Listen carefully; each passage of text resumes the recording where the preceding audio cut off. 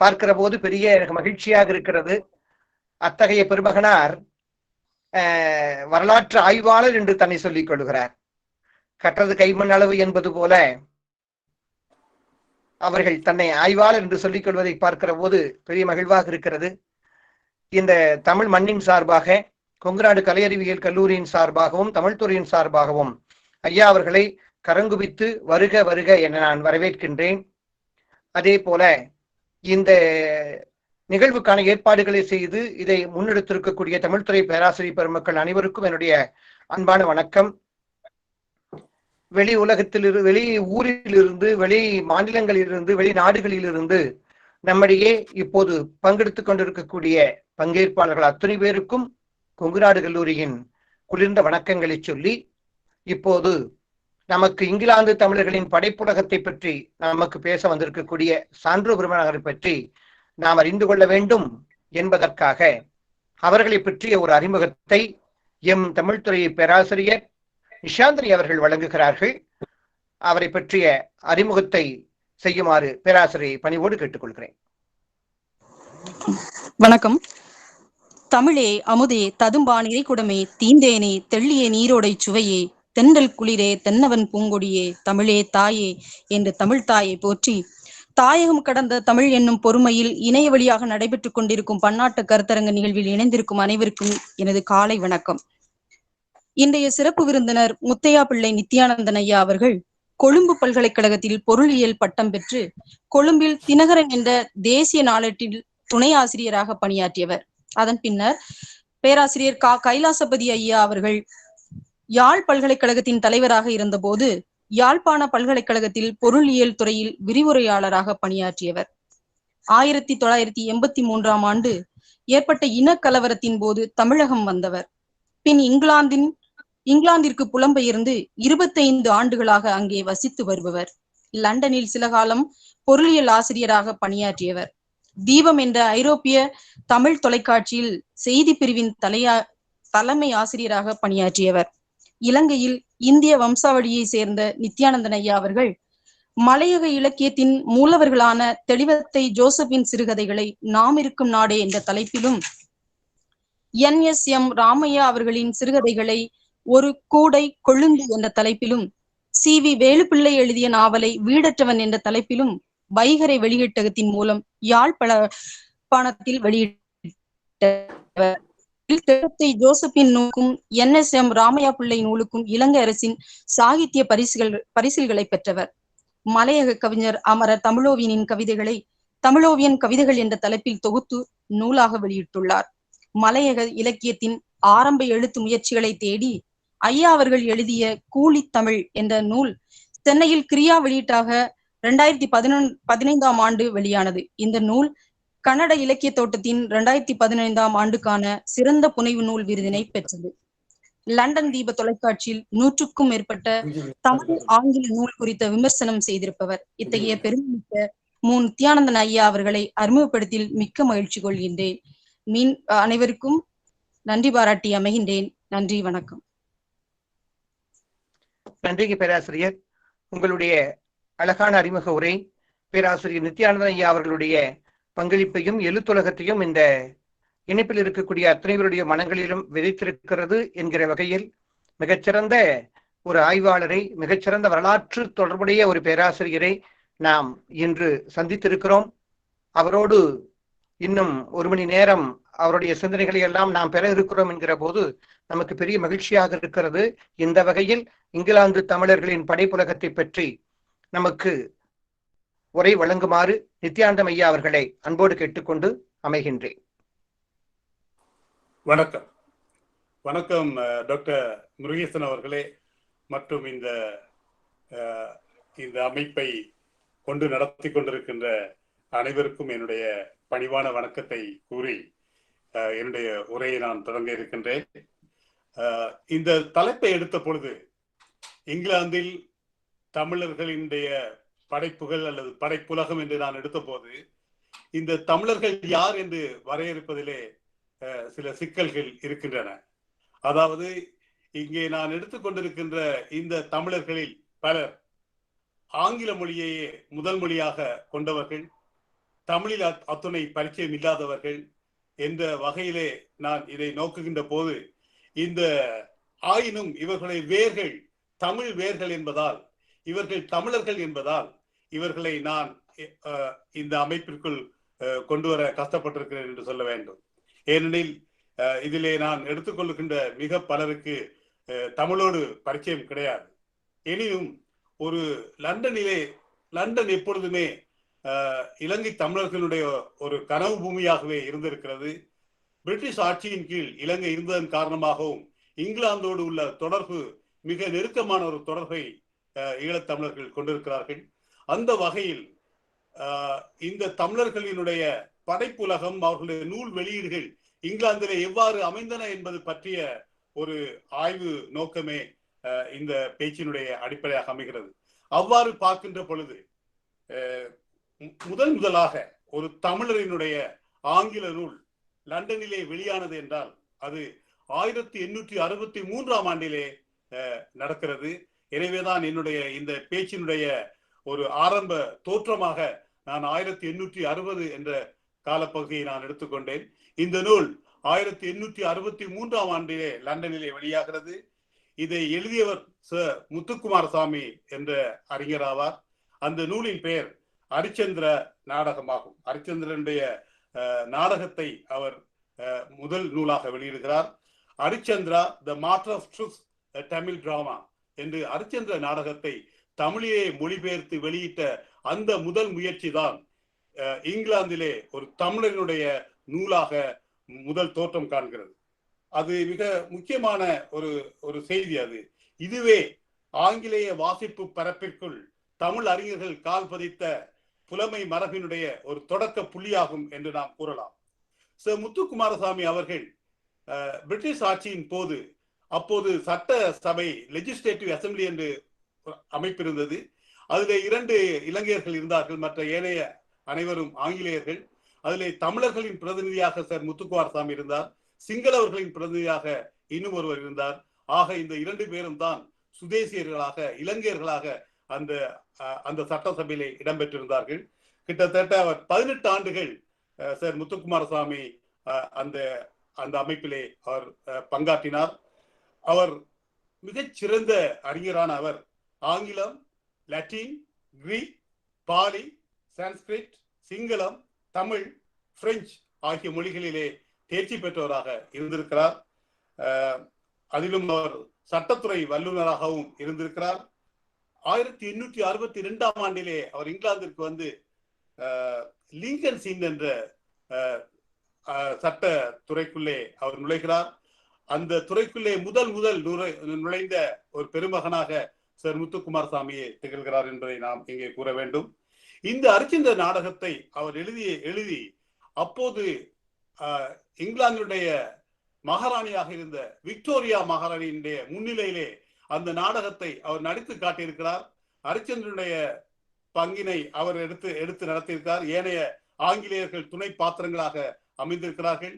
அவருக்கு டிஸ்ரேலி என்ற இங்கிலாந்து பிரதமரோடு மிக நெருக்கமான தொடர்பு இருந்திருக்கிறது. டிஸ்ரேலி விக்டோரியா மகாராணிக்கு மிக நெருக்கமானவராக இருந்த காரணத்தால் முத்துக்குமாரசாமி விக்டோரியா மகாராணியை காண்பதற்கும் அவருக்கு முன்னால் இந்த நாடகத்தை நடித்து காட்டுவதற்குமான ஒரு வாய்ப்பை அவர் பெற்றிருக்கிறார். முதல் தடவையாக சார் என்ற பட்டத்தை, ஆசிரியர்கள் பெற்ற முதல் பட்டத்தை முத்துக்குமாரசாமி வைக்கிறார் என்பதை நாம் நினைவில் இருத்த வேண்டும். இந்த புத்தகம், இந்த முத்துக்குமாரசாமி இயற்றிய மொழிபெயர்த்த இந்த அரிச்சந்திரன் என்ற நாடகம் கிட்டத்தட்ட 284 பக்கங்களை கொண்டது. அதிலே 15 பக்க முன்னுரை ஒன்றை முத்துக்குமாரசாமி அவர்கள் எழுதியிருக்கின்றார்.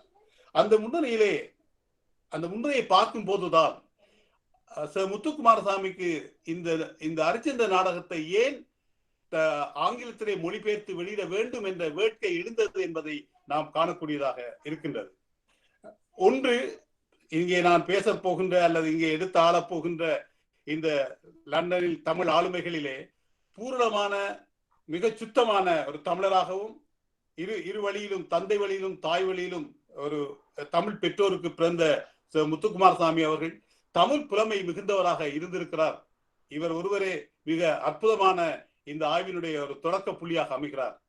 அவர் அந்த அந்த அவற்றை அந்த அந்த முன்னுரையில் அவர் எழுதுகின்ற போது அக்காலகட்டத்தில் இந்தியாவில், அதாவது முத்துக்குமாரசாமியை அவர்கள் இந்தியர்கள் என்றே அவர்கள் பேசியிருக்கிறார்கள், எழுதியிருக்கிறார்கள். சிலர் வங்காள எழுத்தாளர்கள் முத்துக்குமாரசாமி அவர்களை சிங்களவர் என்றே கூட தவறாக குறிப்பிட்டிருக்கிறார்கள். ஆனால் அவர் ஒரு ஈழத்தமிழர் என்றே நாம் கூற வேண்டும். அந்த முன்னுரையிலே அரிச்சந்திர நாடகம் என்ற அந்த ஆங்கில நூலின் முன்னுரையிலே அவர் கூறுகின்ற போது அப்போதைய ஓரியன்டல் ஸ்டடிஸ், கிழக்கத்தைய இலக்கியங்களிலே சமஸ்கிருத இலக்கியங்களே முதன்மைப்படுத்தப்பட்டிருந்ததை அவர் பார்க்கிறார். கிட்டத்தட்ட அந்த அந்த முன்னுரையிலே காளிதாசனின் சாகுந்தலம் மிக அற்புதமான காவியம் என்று கெத்தே என்ற ஜெர்மனிய கவிஞர் பாராட்டுவதை அவர் தன்னுடைய முன்னுரையிலே மேற்கோள் காட்டுகிறார். அதைவிட இந்த முன்னுரையில் 3 மிக முக்கிய ஆங்கிலேய சமஸ்கிருத அறிஞர்களை அவர் மேற்கோள் காட்டுகிறார். ஒருவர் பேராசிரியர் ஈஸ்ட்விக் எட்வர்ட் என்ற சமஸ்கிருத பேராசிரியர். அடுத்தது பேராசிரியர் மொனியர் வில்லியம்ஸ் என்ற இன்னும் ஒரு சமஸ்கிருத பேராசிரியர். இவர் சமஸ்கிருத ஆங்கில அகராதியை தயாரித்திருக்கிறார். அதை விட ப்ரொஃபசர் வில்சன் என்ற இன்னும் ஒரு சமஸ்கிருத பேரறிஞர். அவர் மேகதூதத்தை கிளவுட் மெசஞ்சர் என்ற தலைப்பிலே ஆங்கிலத்தை அவர் மொழிபெயர்த்திருக்கிறார். எனவே ஆங்கிலேயர்கள் அக்காலகட்டத்தில் இந்திய மொழியாக அவர்கள் சமஸ்கிருதத்தை கருதி இருக்கிறார்கள், சமஸ்கிருத நாடக இலக்கியங்களை முதன்மைப்படுத்தி இருக்கிறார்கள் என்று அவர் பார்க்கிற போதுதான் முத்துக்குமாரசாமி அவர்களுக்கு தமிழிலே இதை செய்தாக வேண்டும், தமிழ் மொழியினுடைய பெருமையை ஆங்கில இலக்கிய பரப்பிற்குள் கொண்டு வர வேண்டும் என்ற வேட்கை எழுந்ததற்கான ஒரு பின்னணியாக இந்த டெக்ஸ்ட், இந்த முன்னுரை நமக்கு கோடி காட்டுகிறது. எனவே இதற்கூடாக பார்க்கின்ற பொழுதுதான் நமக்கு தெரிகிறது அவர் தமிழினுடைய பெருமையை பற்றி இந்த நூலினுடைய முன்னுரையிலே அவர் கூறுகிறார். தென்னிந்தியாவின் திராவிட மொழிகளிலே தமிழ் முதன்மையான மொழி என்று அந்த முன்னுரையிலே அவர் கூறி செல்கிறார். மதுரையிலே பாண்டிய மன்னர் சங்கம் அமைத்து தமிழ் வளர்த்தனர் என்று கூறி 14ஆம் லூயின் மன்னன் அமைத்த அகாடமியா ரோயல் என்ற அந்த அமைப்பிற்கு நிகரான ஒரு சங்கம் அமைக்கப்பட்டது என்ற கருத்தினை முதல் தடவையாக ஆங்கில மொழியிலே அவர் இந்த ஆங்கில இலக்கிய பரப்பிற்குள் இந்த தகவலை அவர் கொண்டு வந்து சேர்க்கிறார். இந்த இடத்திலே அவர் மகாபாரதத்தை ஹோமர், வெர்ஜில், மில்டன் போன்ற மிகப்பெரிய கவிஞர்கள் இயற்றிய காவியங்களுக்கு நிகரானது என்று இந்த முன்னுரையிலே முத்துக்குமாரசாமி அவர்கள் பேசுகிறார்கள். அந்த வகையிலே தான் மகாபாரதத்தின் கிளைக்கதையான அரிச்சந்திர புராணத்தை அவர் இந்த தமிழிலே பெயர்த்து கொடுக்க வேண்டும் என்று அவர் கருதுகிறார். சமஸ்கிருத இலக்கியங்களை ஆங்கிலேயர்கள் மொழிபெயர்த்த பொழுது நாடக இலக்கியத்தையே அவர்கள் முதன்மைப்படுத்தியதால் முத்துக்குமாரசாமியும் பல காவியங்கள் தமிழிலே இருந்த போதும் கூட இந்த அரிச்சந்திர புராணத்தை நாடக வடிவிலே அவர் இதிலே ஆங்கிலத்திலே மொழிபெயர்த்து கொடுத்திருக்கிறார். இதிலே மிக பெரிய ஆச்சரியம் என்னென்றால் கிட்டத்தட்ட சமஸ்கிருத நாடகங்கள் கிட்டத்தட்ட 6 பூர்ணமான முழுமையான நாடகங்கள், 23 குறு நாடகங்கள் ஆங்கிலத்திலே சமஸ்கிருத நாடகங்களாக ஆங்கிலத்திலே மொழிபெயர்க்கப்பட்ட தருவாயில் தான் இத்துணை இதற்கு நிகரான வளம் தமிழிலே இருக்கிறது என்பதை நிரூபிப்பதற்காக இந்த அரிச்சந்திர நாடகத்தை அவர் மொழிபெயர்த்திருக்கிறதாக அவர் இந்த நூலிலே குறிப்பிடுகிறார். அந்த வகையில் இந்த அரிச்சந்திர நாடகம் இட்ஸ் a fitting specimen என்று அவர் கூறுகின்றார். இதிலே மிக முக்கியமான விஷயம் என்னவென்றால் இந்த முன்னுரையிலே அவர் மேற்கோள் காட்டுகிற பொழுது லத்தீன் மொழியிலேயே அந்த நூலிலே அது அமைகிறது. லத்தீன் மொழியிலேயே அதை அவர் எழுதியிருக்கிறார். அதே போல இன்னும் ஒரு இடத்திலே முத்துக்குமாரசாமி அவர்கள் கிரேக்க மொழியிலே ஒரு மேற்கோளை அவர் காட்டுகிறார். அதை அவர் கிரேக்க மொழியிலேயே அந்த ஆங்கில வாசகத்திலே கிரேக்க மொழியிலேயே அந்த வாசகங்கள் அமைகின்றன. அதே போல மற்றொரு இடத்திலே விஸ்வாமித்திரர் கூறுவதாக வருகின்ற வரிகள் ஷேக்ஸ்பியருடைய ஹெம்லெட் என்ற நாடகத்திலே வருகின்ற வரிகளை ஒத்ததாக இருக்கின்றது என்று ஷேக்ஸ்பியருடைய ஹெம்லெட்டில் இருந்து ஆங்கிலத்திலே அந்த மேற்கோளை அவர் காட்டுகிறார். அதே போல பெண்களின் மன ஆழம் காண முடியாது என்று அரிச்சந்திர நாடகத்திலே வருகின்ற ஒரு வாசகத்திற்கு இணையாக அவர் பிரெஞ்சு நாவலாசியான பால்சாக் எழுதிய பெட்டிட் மிசேஜ் வி கொஞ்சிகேல், அதாவது இல்லற வாழ்க்கையின் சிறிய பிரச்சனைகள் என்ற பிரெஞ்சு நாவலில் இருந்து பிரெஞ்சு மொழியிலேயே அந்த மேற்கோளை அந்த அரிச்சந்திர நாடக ஆங்கில நாடகத்திலே அவர் மேற்கோள் காட்டுகிறார். ஆக லத்தீன், கிரீக், பிரெஞ்சு, ஆங்கில இலக்கியங்கள் என்று இத்தகைய பல்வேறு மொழி புலமை கொண்ட பெருமகனினுடைய மேதா விலாசத்தை இந்த முன்னுரை அற்புதமாக காட்டுகிறது. அதிலும் குறிப்பாக அவர் அந்த அந்த அரிச்சந்திர புராணத்துக்கு எடுக்கின்ற அந்த மூல பிரதிகளை அவர் தேடுகிறார். பல இடங்களிலே டெக்ஸ்டுவல் கிரிட்டிசிசம், பாட பேதங்கள் இருப்பதை அவர் இந்த நூலிலே குறிக்கிறார். அது மிக முக்கியமான விஷயம். நான் நினைக்கின்றேன், பாட பேத ஆராய்ச்சி இன்று முதன்மை பெற்று வருகின்ற காலத்தில் கிட்டத்தட்ட 1863 ஆண்டிலே இந்த நாடக பிரதிகளுக்குள்ளே பாட பேதங்கள் இருக்கின்றன என்பதை அவர் அதனை அறிந்து எந்த எடிஷனுமே ஒரு இம்பர்ஃபெக்ட் எடிஷன் அவர் கூறுகிறார்.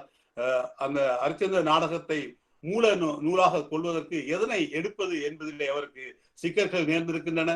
நாடக நடிகர்கள் வைத்திருந்த அரிச்சந்திர நாடக பிரதிகளுக்கும் தனியார் நூலகங்களிலே இருந்து பெற்றுக்கொண்ட இந்த அரிச்சந்திர நாடக பிரதிகளுக்கும் இடையிலே பாரதூரமான வேறுபாடுகள் இருப்பதை அவரை அவதானித்திருக்கிறார். எனவே ஒரு ஜுடிஷியஸ் டிஸ்கிரிஷன், ஒரு நியாயபூர்வமான ஒரு தேர்வை அவர் மேற்கொள்கிறார். அந்த வகையிலே அவர் நாகப்பட்டினத்திலிருந்து வெளியான பழவேற்காடு ரெங்கப்பிள்ளை அவர்கள் எழுதிய அரிச்சந்திர புராணம் என்ற நாடகத்தை தான் அதனுடைய மூல நூலாக அவர் கொண்டிருக்கிறார். இந்த நூலை நான் தேடி பார்த்தேன். அதை நீங்கள் தான் அதற்கு உதவலாம். இந்த பழவேற்காடு ரெங்கப்பிள்ளை அவர்கள் எழுதிய இந்த மூல நூலை என்னால் பார்க்க முடியவில்லை. அது தமிழகத்திலே நீங்கள் அதனை காண முடிந்தால் நல்லதாக இருக்கும். அந்த வகையிலே அவர் மிக ஃப்ரீயாக, மிக வார்த்தைக்கு வார்த்தையாக மொழிபெயர்ப்பாக அல்லாமல் அது ஒரு காப்பிய கவிதை வடிவத்திலே இருந்த அந்த அரிச்சந்திர நாடகத்தை இவர் நாடக வடிவத்திலே என்று நாடக மாந்தர்களை வைத்து அதை ஒரு நாடக பிரதியாகவே அவர் ஆக்கி இருக்கிறார் என்பதை நாம் கூற வேண்டும். அந்த வகையில் இது ஒரு மிக முக்கியமான ஒரு அடித்தளத்தை இந்த நூல் நமக்கு போட்டு தருகிறது. அதை விட புனித தந்தத்தின் கதை, the story of the sacred tooth lyric என்று இன்னும் ஒரு புத்தகத்தை அவர் பாலி மொழியிலிருந்து அதனை ஆங்கிலத்திற்கு மொழிபெயர்த்திருக்கிறார். இதை விட சுத்த நிப்பாத தி டிஸ்கோர்சஸ் ஆஃப் லார்ட் புத்தா என்று கௌதம புத்தரினுடைய போதனைகள் என்ற தலைப்பிலே இன்னும் ஒரு நூலை பாலி மொழியிலிருந்து அவர் ஆக்கியிருக்கிறார். இதற்கெல்லாம் மேலாக தமிழில் தாய்மானவர்களுடைய பாடலை அவர் ஆங்கிலத்திலே மொழிபெயர்த்து கொடுத்திருக்கிறார். அந்த அளவு அவரது இலக்கிய வளம் மிகச் செழுமையானதாக இருந்திருக்கிறது. அவற்றையெல்லாம் விட அவர் அந்த நூலை வெளியிட்டவர்கள் ஸ்மித் எல்டர் அண்ட் கம்பெனி என்ற மிகப்பெரிய ஒரு ஆங்கில பிரசுர நிறுவனம் அந்த நூலை வெளியிட்டிருக்கிறது என்பது இன்னும் அந்த நூலுக்கு ஒரு கனதியை சேர்க்கிறது என்று நாம் சொல்ல வேண்டும். ஏனெனில் அந்த அவர்கள்தான் Robert Browning, George Eliot, Thomas Hardy, John Ruskin, Tennyson போன்ற மிக மகத்தான ஆங்கில இலக்கிய ஆளுமைகளின் நூல்களை வெளியிட்ட இந்த ஸ்மித் எல்டர் அண்ட் கம்பெனி என்ற இந்த நிறுவனம் முத்துக்குமார சாமியினுடைய இந்த நூலை வெளியிட்டிருக்கிறது என்றால் அது மிகப்பெரிய ஒரு பேறு என்றே நாம் கூற வேண்டும். ஆனால் என்ன துரதிர்ஷ்டம் என்றால், அவர் ஒரு ஆங்கில இங்கிலாந்திற்கு வந்த போது எலிசபெத் பிபி என்ற ஒரு ஆங்கிலேய பெண்மணியை அவர் மணந்தார். அதன் பின்னர் அவர் இலங்கைக்கு சென்று மீண்டும் வர தயாராக இருந்த நேரத்தில், அதாவது நாளைக்கு அவர் இலங்கையிலிருந்து லண்டனுக்கு புறப்பட இருந்த நேரத்தில் முதல் நாள் அவர் இலங்கையிலே மரணம் அடைகிறார். அவருடைய வாழ்க்கை 45 வயதிலே அவருடைய மரணம் நேர்கிறது.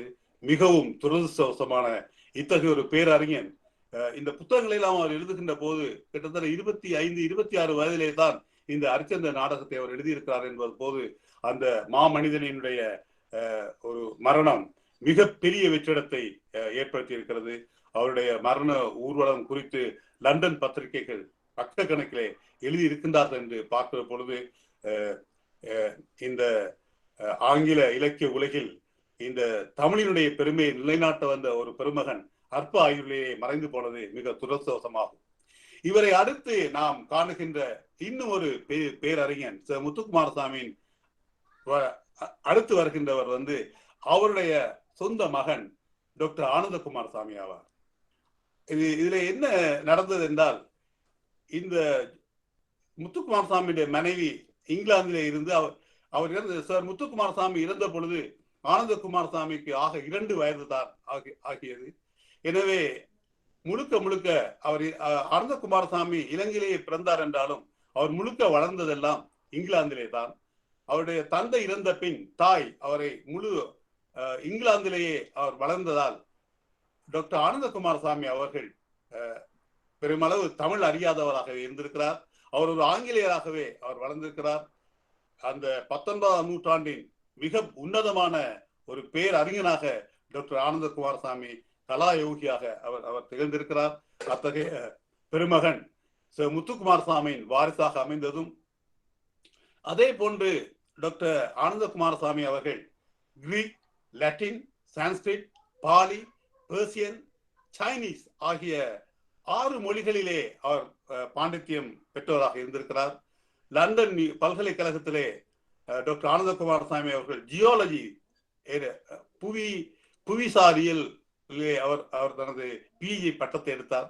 பின்னர் இலங்கைக்கு சென்று அங்கே மினரலஜி டிபார்ட்மெண்ட் திணைக்களத்திலே அவர் கனிம இயல் குறித்த ஆய்வை அவர் மேற்கொண்டிருக்கிறார். இத்தகைய ஒரு பின்புலத்தில் அவர் தமிழிலே அவர் பேச வல்லமை உள்ளவராக இருந்திருப்பார் என்று நான் நினைக்கவில்லை. ஏனெனில் கிட்டத்தட்ட 25 ஆண்டு காலம் முழுக்க ஒரு ஆங்கிலேயராகவே அவர் வாழ்ந்த காரணத்தால் அவருக்கு சமஸ்கிருதம்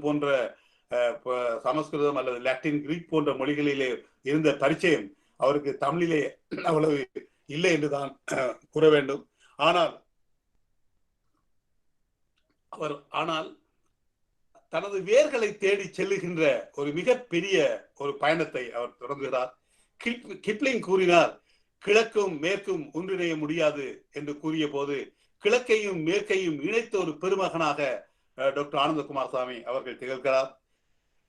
ஐரோப்பிய மயமான இந்தியர்கள் குறித்து அவர் மிகுந்த கவலை தெரிவிக்கிறார். ஒரு தலைமுறை ஆங்கில கல்வியானது அவர்களது பாரம்பரிய இழையை அறுத்துவிட போதுமானதாகி விடுகிறது என்று அவர் கூறுகிறார். இந்தியர்கள் தங்களின் சொந்த வேரில், சொந்த கலாச்சாரத்தில், தங்களது சொந்த பண்பாட்டின் தளத்திலே இருக்க வேண்டும் என்பது அவருடைய போதனையின் அடிநாதமாக இருந்திருக்கிறது. ஆங்கிலேய அல்லது மேற்கத்தைய ஒரு ஒரு ஒரு அடிமை மனோபாவத்திற்கு எதிராக அவர் மிகுந்த நூல்களை, கட்டுரைகளை அவர் ஆக்கியிருக்கிறார். அதிலும் குறிப்பாக 913 ஆராய்ச்சி கட்டுரைகளை அவர் எழுதியிருக்கிறார். அவர் ஆய்ந்த துறைகள் மிக மிக மிக விரிந்த பல துறைகளிலே அவருடைய ஆய்வுகள் அமைந்திருக்கின்றன. அதில் நீங்கள் அறிந்திருக்கக்கூடும் டான்ஸ் ஆஃப் சிவா என்ற ஒரு சிவ நடனம் என்ற ஒரு புத்தகம் மிக மிக முக்கியமான புத்தகமாகும். அந்த நூலினுடைய தமிழ் மொழிபெயர்ப்பை தமிழக அரசு வெளியிட்டிருக்கிறது. இலங்கை அரசாங்கமும் அந்த நூலை வெளியிட்டிருக்கிறது. அது மிக பிரபலியமான புத்தகம். அதை விட தி மெடிவல் சிங்களீஸ் ஆர்ட் என்ற ஒரு புத்தகத்தை அவர் செய்திருக்கிறார். உண்மையில் இலங்கையில் சிங்களவர்களுக்கு கிடைத்த ஒரு அற்புதமான பொக்கிஷம் என்று அதை கூற வேண்டும். எவ்வாறு மத்திய கால சிங்கள கலை இலக்கியங்கள், கலை மற்றும் அந்த கிராஃப்ட்ஸ், அந்த கைவினை பொருட்களை குறித்த, நாகரிகம் குறித்த கிட்டத்தட்ட ஆயிரக்கணக்கான படங்களை அவர் திரட்டி தந்திருக்கின்ற ஒரு பாங்கை நாம் உண்மையிலே குறிப்பிட்டு கூற வேண்டும். மிக அற்புதமான அவருடைய ஆராய்ச்சியின் மிக முக்கியமான நூலாக அது பேசப்படுகிறது. சிங்களவர்களுக்கும் அவர்களுடைய மொழியை நீங்கள் பயிலுங்கள் என்று சொல்லி அவர்களுக்கும் ஒரு போதனை ஊட்டிய ஒரு பெருமகனாக இருந்திருக்கிறார். தனது வேர்களை தேடி இலங்கைக்கு சென்ற, இலங்கையில் வாழ்ந்த ஆனந்தகுமார் சாமி அவர்கள் பெரும்பாலான தன்னுடைய வாழ்க்கையின் பெரும்பகுதியை அவர் இந்தியாவிலே கழித்திருக்கிறார். அவர் இந்தியர் என்றே அவர் அறிமுகப்படுத்தப்பட்டிருக்கிறார். ரவீந்திரநாத் தாகூரினுடைய மிக நெருக்கமான ஒரு நண்பராக டாக்டர் ஆனந்தகுமார் சாமி இணைந்து செயற்பட்டிருக்கிறார். குறிப்பாக மெட்டபிசிக்ஸ் பற்றிய அவருடைய ஆய்வுகள் மிக முக்கியமான ஆய்வுகளை அவர் செய்திருக்கிறார். கிட்டத்தட்ட அவருடைய ஆய்வுகளை படிப்பது என்பது ஒரு வாழ்நாள் ப்ரொஜெக்டாக இருக்கும். அவரை பற்றி தமிழகத்திலே அத்துணை பிரபலியம் இல்லாமல் போனது ஒரு கவலைக்குரிய விஷயம். ஆனால் டாக்டர் ஆனந்தகுமாரசாமி சென்னையிலே உரையாற்றிய போது மகாகவி பாரதியார் அந்த கூட்டத்திலே சென்று அதை பற்றி ஒரு குறிப்பை பாரதியார் எழுதியிருக்கிறார். எனினும் அவர் அறியப்பட்ட குண அழகிசாமி மட்டுமே அவரை பற்றிய ஒரு மிக விரிவான ஒரு கட்டுரையை எழுதியிருக்கிறார். கியா சச்சிதானந்தம் தமிழ்நாட்டிலே இந்த டாக்டர் ஆனந்தகுமாரசாமி பற்றின ஆய்விலே ஈடுபாடு கொண்டவர். சி மோகன் ஒரு சிறிய குறிப்பை தமிழ்நாட்டிலிருந்து எழுதியிருக்கிறார்.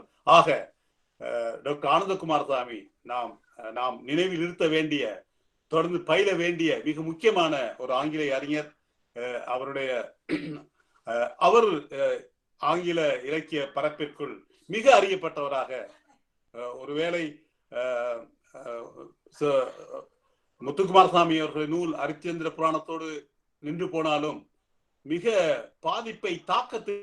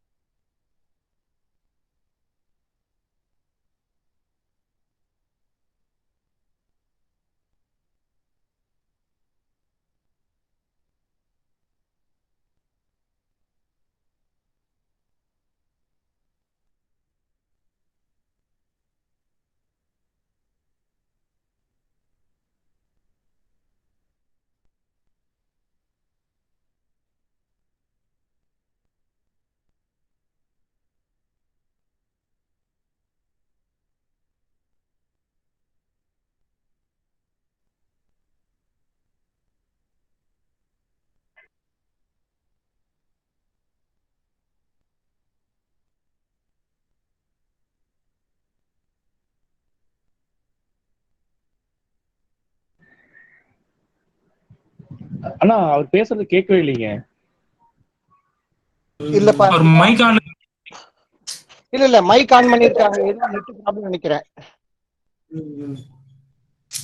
அதனால இப்ப வந்து இவங்க 4 பேருமே 3 பேருமே கடை எடுத்து எப்படி சொல்றது? ஒரு மெசேஜ் போடுங்க பிரபு, அரவிந்த் அண்ணா. மெசேஜ் எல்லாரும் போட்டுருக்காங்கண்ணா சாட்ல, ஒளி கேட்கவில்லைன்னு.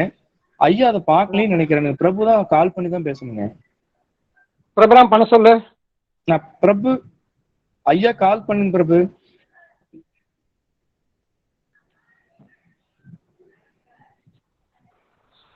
மைக்கே வீடியோ ரெண்டையும் கட் பண்ணிருக்காரு. இருங்க, ஏதோ இணைப்பு தான் பிரச்சனை. இந்த இன்டர்நெட் தான் வரலன்னு நினைக்கிறேங்க. வெளியே வந்துட்டாருங்கய்யா. பாத்தல இருங்க. வெளியே வந்து மறுபடியும் வந்தா சரியாகும் இல்லையா சில போது? ஆமாங்க, வெயிட் பண்ணலாங்க.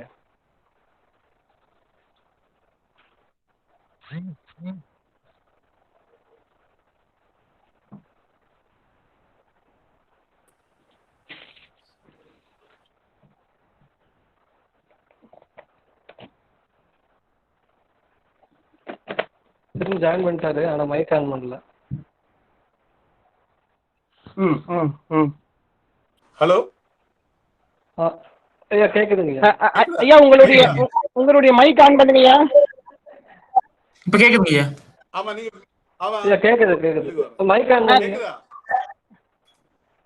கேக்குதுங்கய்யா, பேசுங்க. கேக்குதுங்கய்யா, கேக்குது. அடுத்ததாக இந்த இலக்கிய பரப்பிற்குள்ளே வந்து சேர்க்கிறார் தம்பிமுத்து என்ற ஒரு ஆங்கிலேய கவிஞர். 1915ஆம் ஆண்டிலே பிறந்த தம்பிமுத்து மிக மிக மிக முக்கியமான ஒரு இலக்கிய ஆளுமையாக, கவிஞனாக இங்கே அறியப்பட்டவர். அவர் குறித்து கிட்டத்தட்ட அவர் 22வது வயது 23 வயது இளைஞராக இருந்த போது தம்பிமுத்து என்ற ஈழத்தவர் லண்டனுக்கு வந்து சேர்க்கிறார். வந்த ஒரு வருஷத்திலேயே போயட்ரி லண்டன் என்ற ஒரு ஆங்கில கவிதை இதழை அவர் நடத்துகிறார்.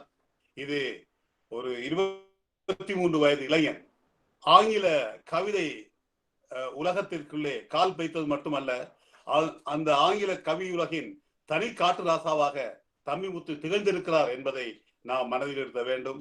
தம்பிமுத்து பெரும்பாலும் அறியப்படாதவராக ஈழத் தமிழர்கள் மத்தியிலேயே கூட அத்துணை அறியப்படாதவராக போய்விட்டார் என்றாலும் அவருடைய இலக்கிய ஆளுமை, ஆங்கில கவிதை உலகத்திலே அவர் பதித்த முத்திரை நாம் என்றென்றும் நினைவில் கொள்ள வேண்டிய ஒன்றாகும்.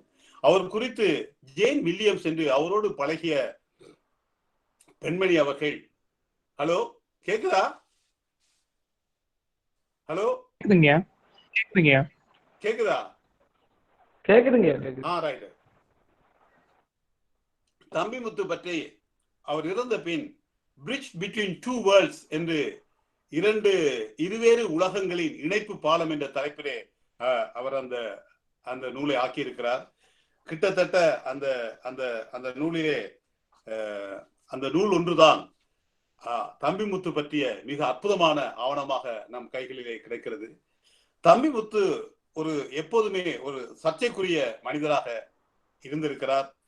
இன்றைய தலைமுறையினர் எவருக்குமே அதிகம் தெரிய வராத, ஓரளவு பழைய தலைமுறையினருமே தங்கள் நினைவிலிருந்து விடுபட்டு போய்விட்ட ஒரு மாபெரும் ஒரு கவிஞனாக அவர் இருக்கிறார்.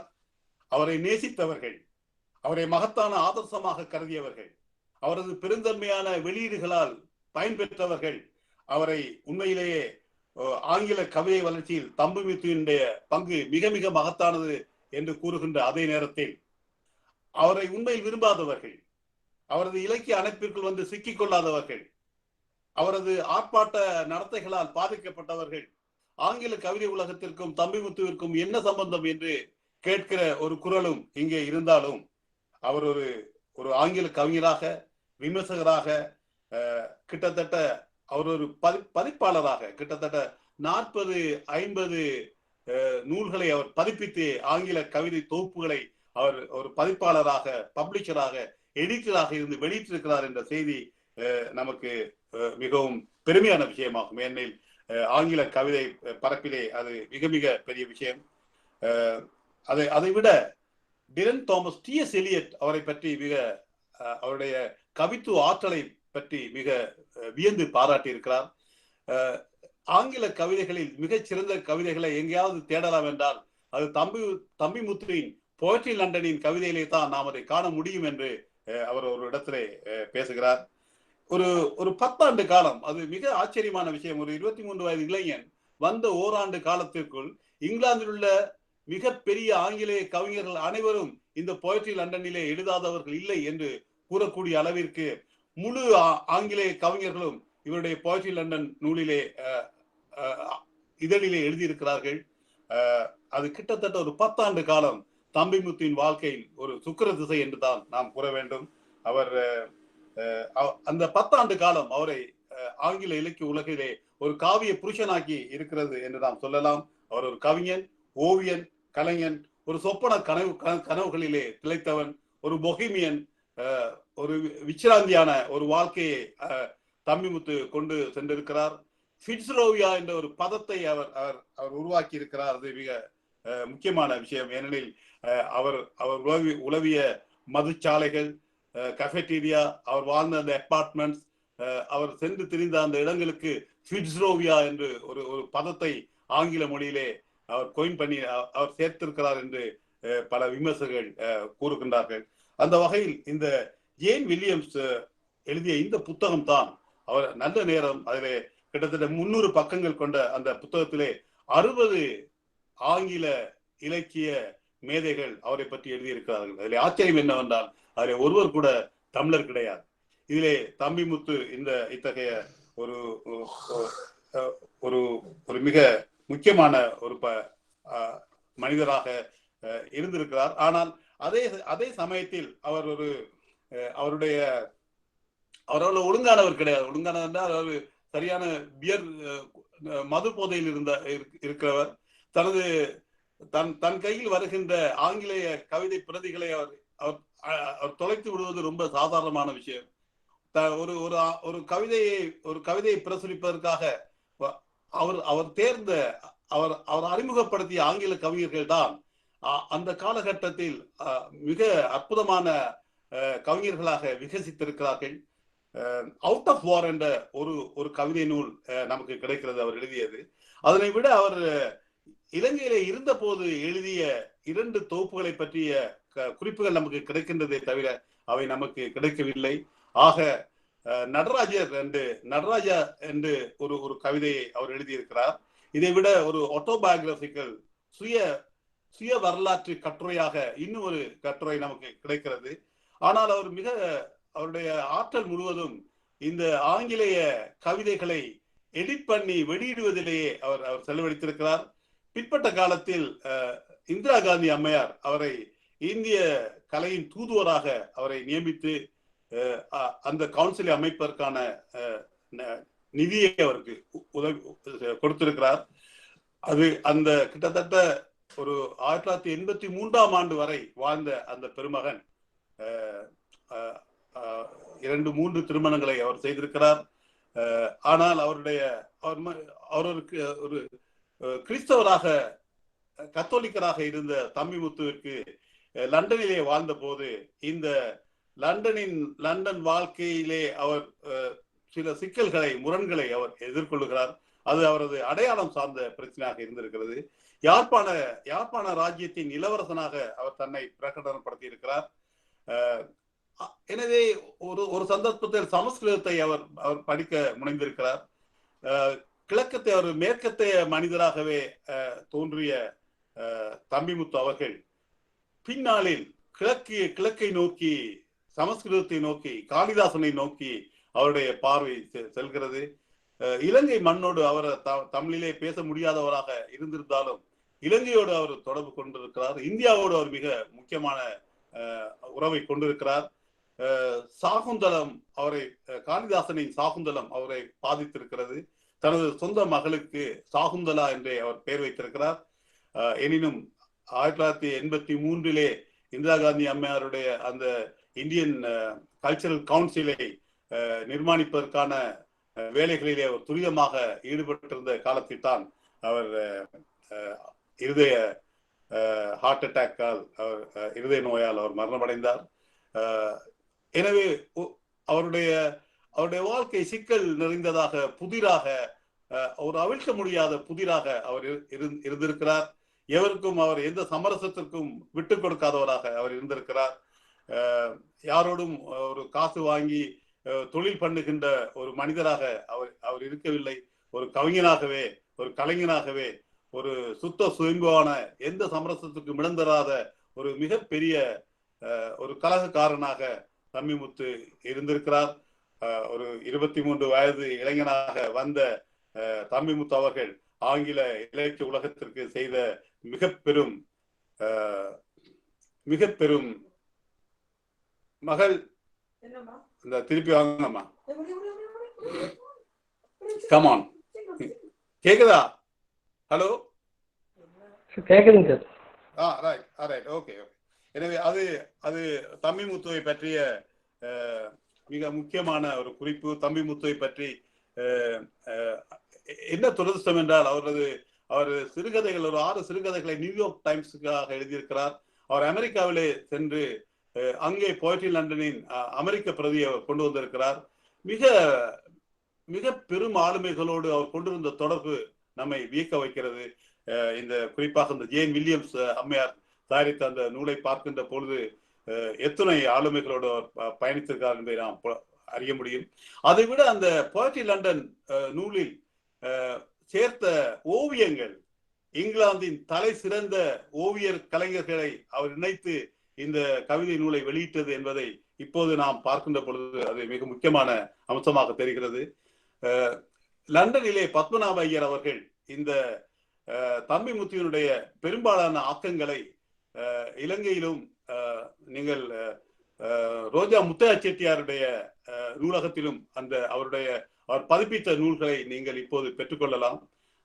தம்பிமுத்துவை பற்றிய ஒரு அறிதல் நமக்கு மிகவும் முக்கியம் என்று நான் நினைக்கிறேன். இதற்கு அடுத்து நாம் காணக்கூடிய இன்னும் ஒரு பெருமகன், அவர் ஒரு ஈழத்தை சேர்ந்தவர், எஸ் ராஜரட்னம் என்ற ஒரு புனைகதையாளரை நான் இங்கே அடுத்து அறிமுகப்படுத்த இருக்கிறேன். எஸ் ராஜரட்னம் அவர்கள்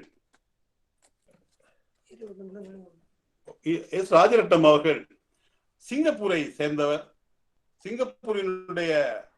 சிங்கப்பூரின் தேசத்தை நிர்மாணித்த தலைவர்களில் ஒருவராக, அந்த தேசத்தின் சிங்கப்பூரின் வெளிநாட்டு கொள்கையை உருவாக்கிய மனிதராக, 30 ஆண்டு காலம் சிங்கப்பூர் அரசியலின் அதிகார மையத்திலே இருந்தவராக, கலாச்சார அமைச்சராக, வெளிநாட்டு அலுவல்கள் அமைச்சராக, ஃபாரின் மினிஸ்டராக அவர் இருந்திருக்கிறார், தொழில் அமைச்சராக இருந்திருக்கிறார், துணை பிரதமராக இருந்திருக்கிறார்.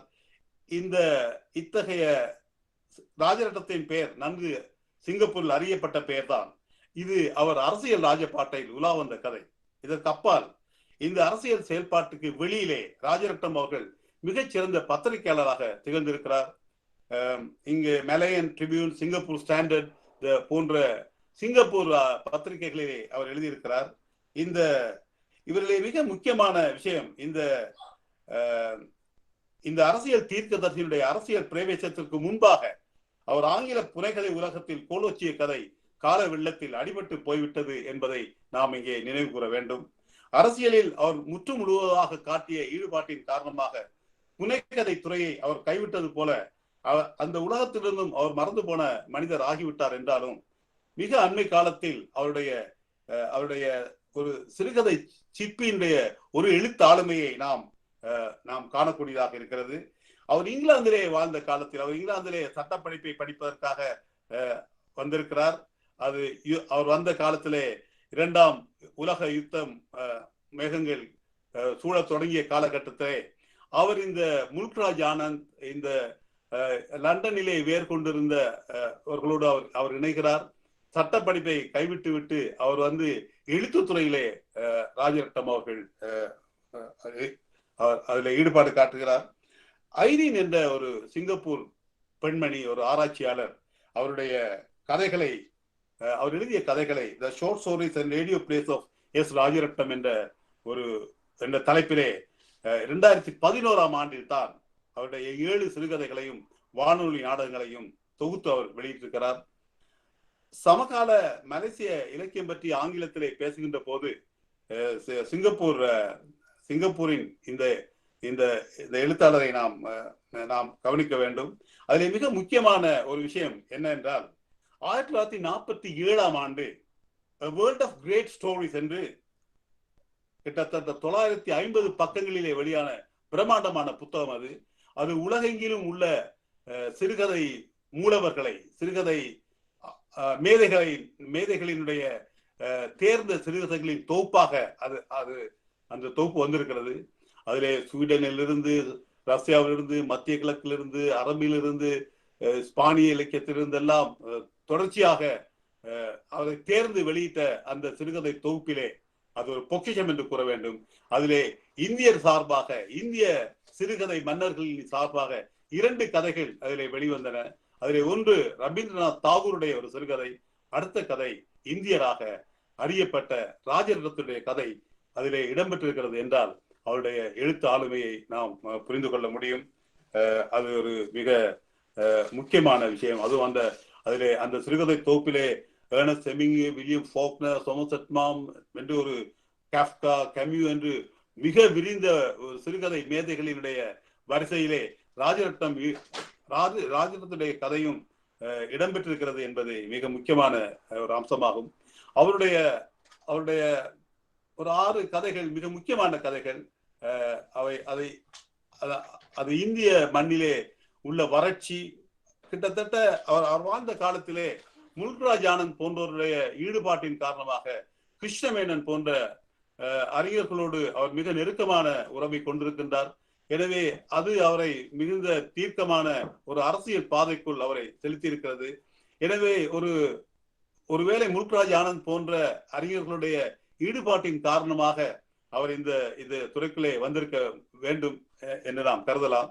பின்னாளில் அவர் சிங்கப்பூர் சென்ற போது முற்று முழுவதாக இந்த சிறுகதை துறையை முற்று முழுவதாக கைவிட்டு ஒரு பத்திரிகையாளராகவே அவர் மாறினார். அதிலே மிக பெருமைப்படத்தக்க விஷயம், ராஜரட்னம் அவர்கள் சிங்கப்பூரினுடைய வெளிநாட்டு கொள்கையை உருவாக்கிய ஒரு மனிதராக இருந்திருக்கிறார். இலங்கை அரசில் எதிர்கட்சி தலைவராக கூட தமிழர்கள் வர முடியாத ஒரு காலகட்டத்தில் இன்றும் கூட அத்தகைய நிலையில் சிங்கப்பூரை உருவாக்கிய ஒரு சிற்பியாக ஒரு தமிழர் ராஜரட்னம் என்ற ஈழத்தமிழர் இருந்திருக்கிறார் என்பது நாமெல்லாம் பெருமைப்படத்தக்க ஒரு விஷயம் என்றே நாம் கூற வேண்டும். அவருடைய 6 கதைகளை நான் தமிழிலே மொழிபெயர்த்திருக்கிறேன். இதைவிட மணிவேலு பிள்ளை அவர்கள் காலம் என்ற இதழிலே அவருடைய ஒரு சிறுகதையை மிக அண்மையிலே மொழிபெயர்த்திருக்கிறார். NK மகாலிங்கம் கனடாவிலிருந்து வெளியாகும் தாய் வீடு என்ற ஒரு பத்திரிகையிலே இன்னும் ஒரு சிறுகதையை அவர் மொழிபெயர்த்திருக்கிறார். இப்போதுதான் ராஜரட்னம் அவர்கள் தமிழ் பரப்பிலே பேசப்படுகிறார் என்று நாம் சொல்ல வேண்டும். இவர்கள் அனைவருமே கிட்டத்தட்ட நான் இங்கே கூறுகின்ற தம்பிமுத்துவுக்கும் ராஜரட்னத்திற்கும் தொடர்பு இருந்திருக்கிறது. ஒரே காலகட்டத்திலே அவர்கள் இருந்திருக்கின்றார்கள்.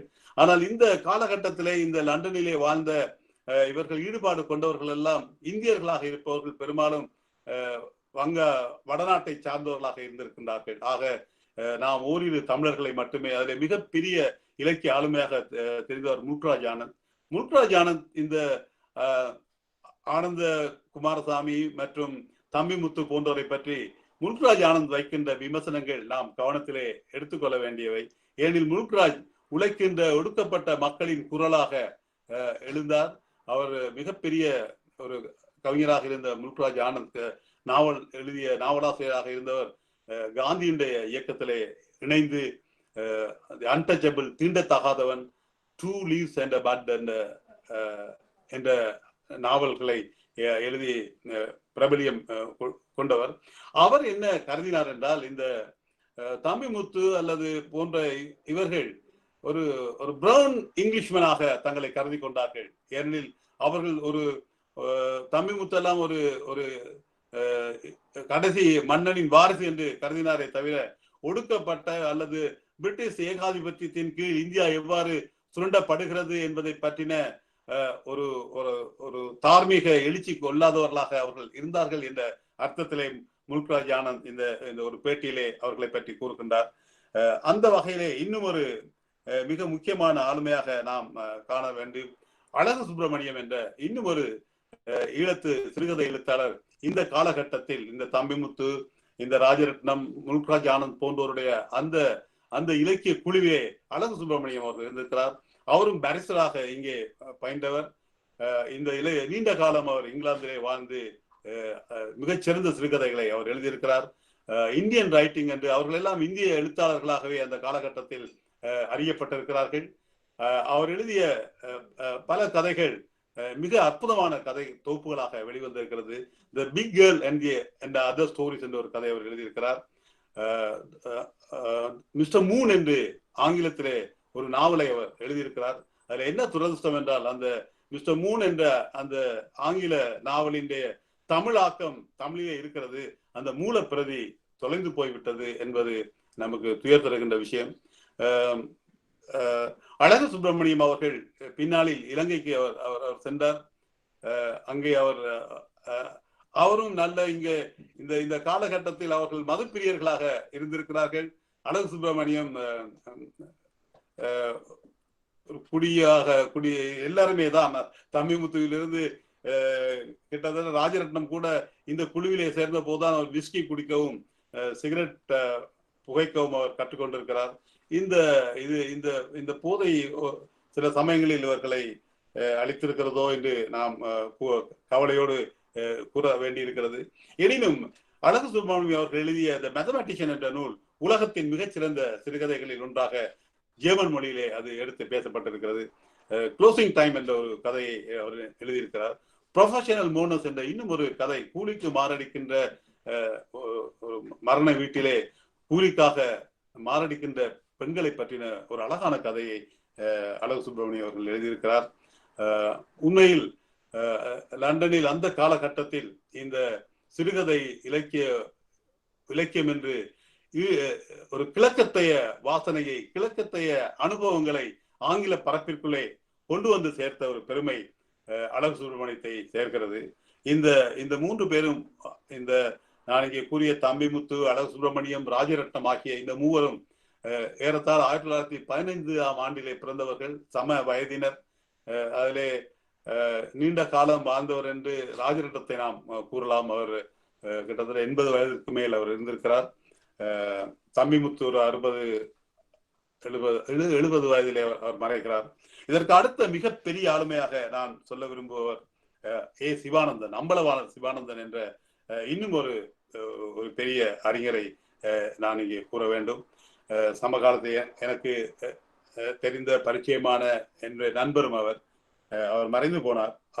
அவரை பற்றி பெங்களூரிலே தமிழவன் வெளியிடுகின்ற சிற்றிதழ் என்ற ஏட்டிலே ஆனா சிவானந்தம் அவர்கள் மறைந்த போது நான் எழுதிய ஒரு கட்டுரை அங்கே பிரசுரமாகியது.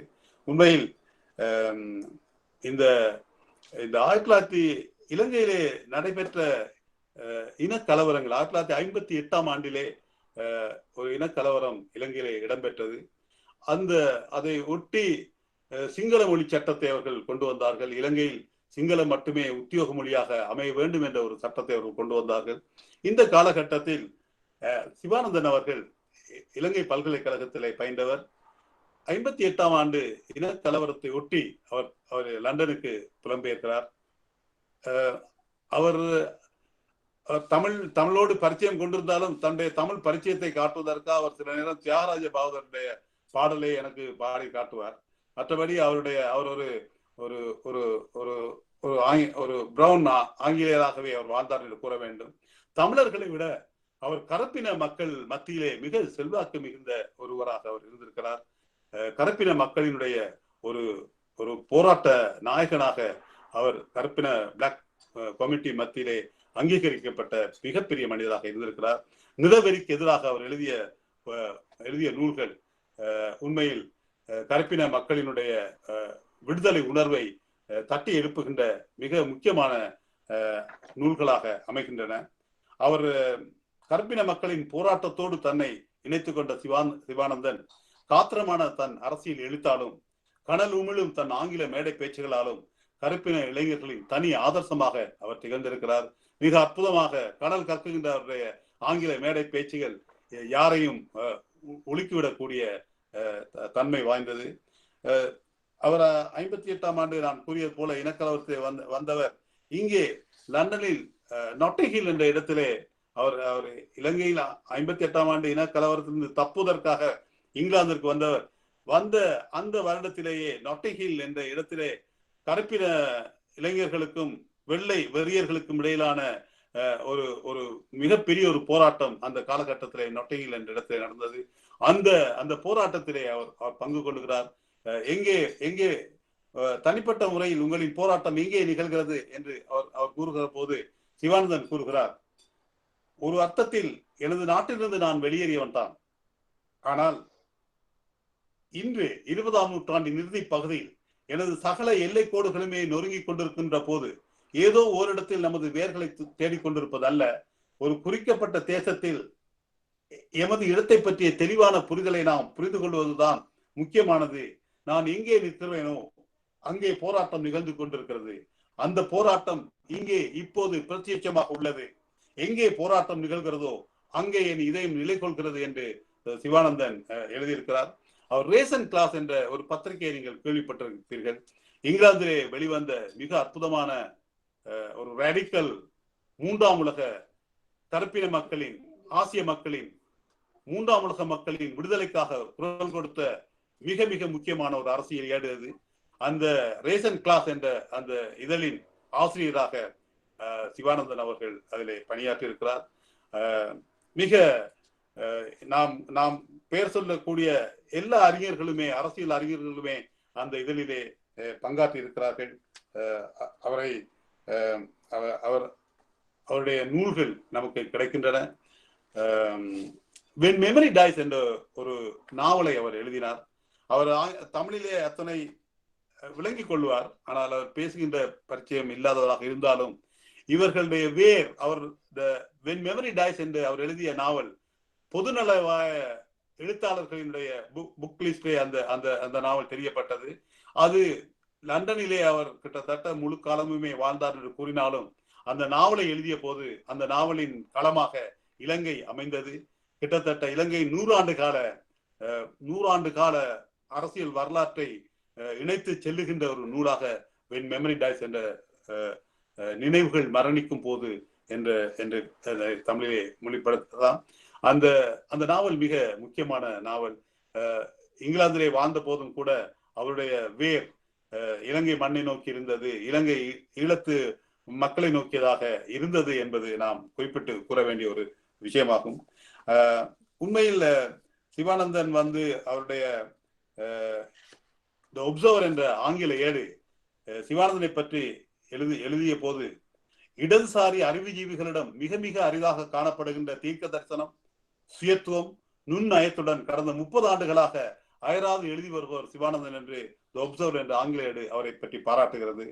தி இண்டிபெண்டன்ட் என்ற இன்னும் ஒரு ஆங்கில ஏடு இந்த நாடு, அதாவது இங்கிலாந்து, உண்மையிலேயே அக்கறை கொள்ள வேண்டிய மிகச் சில அரசியல் எழுத்தாளர்களில் சிவானந்தன் ஒருவர் என்று தி இண்டிபெண்டன்ட் என்ற ஆங்கில ஏடு அவரை பாராட்டுகிறது. உண்மையில் அவர் எழுதுகிறார், சிவானந்தனின் அரசியல் எழுத்து கொழுந்து விட்டெறியும் தீஜுவாலை போன்றது.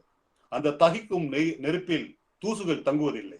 எந்த மக்களுக்காக நாம் போராடுகிறோமோ அந்த மக்களுக்காகவே நாங்கள் எழுதுகிறோம் என்று கூறும் சிவானந்தனின் எழுத்து தெளிந்த நீர் போல் தெளிவானது, கராரானது, மயக்கங்களுக்கும் ஐயங்களுக்கும் அதுவா இதுவா என்ற சந்தேகங்களுக்கும் இடம் தராத ஒரு தீர்க்கமான எழுத்து அவருடையது.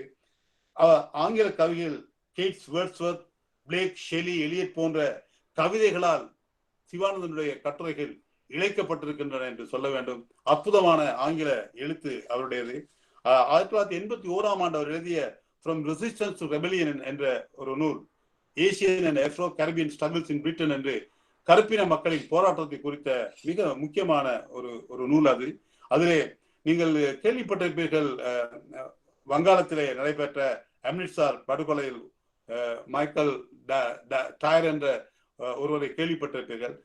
அந்த அந்த வங்காளத்தில் அந்த படுகொலையை நிகழ்த்திய மைக்கேல் டயர் இங்கே இங்கிலாந்திலே ஒரு கூட்டத்திற்கு வந்து பேச வந்த போது 1940ஆம் ஆண்டு ஒரு பஞ்சாபில உத்தம் சிங் என்ற இளைஞன் அவரை சுட்டுக் கொள்கிறார். பின்னால் அவரை தூக்கிலே போடுகிறார்கள். அந்த போராட்ட வரலாற்றோடு இங்கிலாந்தினுடைய கற்பின மக்களின் போராட்டத்தின் ஆதர்சமாக அவர் அந்த நூலை எழுதியிருக்கிறார்.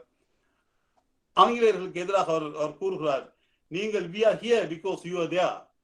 நாங்கள் ஏன் இங்கே இருக்கிறோம் என்றால் நீங்கள் அங்கே இருந்ததால், இந்தியாவிலே ஆக்கிரமித்ததால் தான் நாங்கள் இங்கே இருக்கிறோம் என்பதை ஒரு அரசியல் கோஷமாக சிவானந்தன் அவர்கள் முன்வைத்திருக்கிறார்.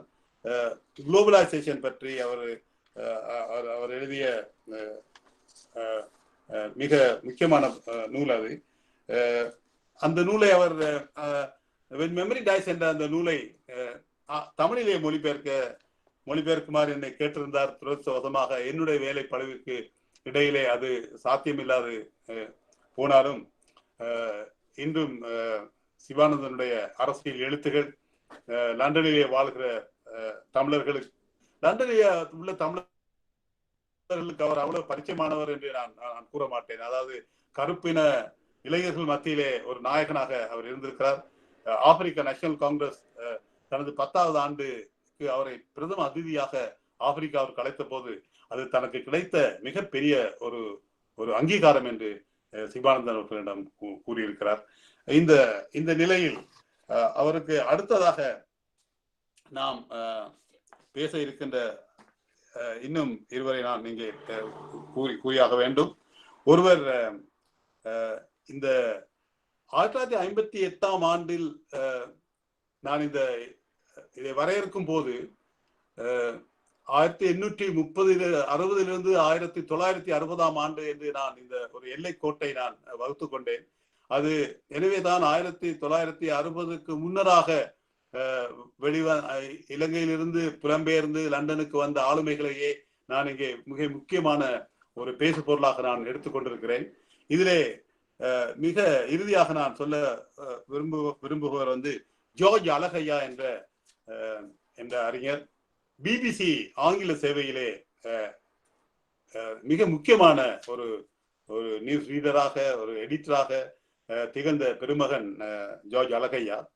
அவர் அந்த 1958ஆம் ஆண்டு இனக்கலவரத்தின் பின் அவருடைய பெற்றோர் இலங்கையை விட்டு இங்கே இனி தமிழர்களுக்கு இங்கே வாழ்வில்லை என்ற ஒரு அர்த்தத்திலே அவர்கள் புலம்பெயர்கிறார்கள். அந்த புலப்பெயர்ச்சியினுடைய ஒரு விளைவுதான் ஜார்ஜ் அழகையா. அதிலே ஒரு முக்கியமான விஷயம், ஜார்ஜ் அழகையா அவர்கள் 3 கண்டங்களின் சொந்தக்காரராக இருக்கிறார். அவர் பிறந்த அவர் மட்டக்களப்பிலே அவர் பிறந்திருக்கிறார். அந்த வகையிலே இலங்கையிலே பிறந்தவர் என்ற வகையிலே அவர் ஒரு ஆசிய கண்டத்தினுடைய ஒரு பிரதியாக அமைகிறார். மிக சின்ன வயதிலேயே அவர் கானாவிற்கு சென்று ஆங்கில கல்வியில் முழுமையாக கானாவிலே தான் அவருடைய இளமை வாழ்வு ஆரம்பமாகிறது.